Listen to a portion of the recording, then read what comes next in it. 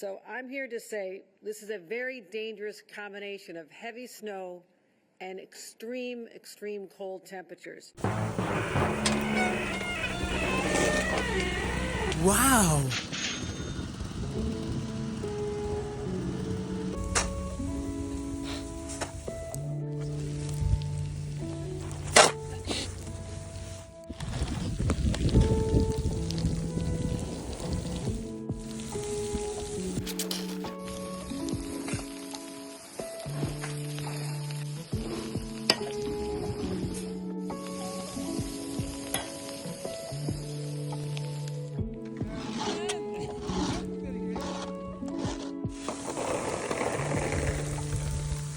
I love stuff.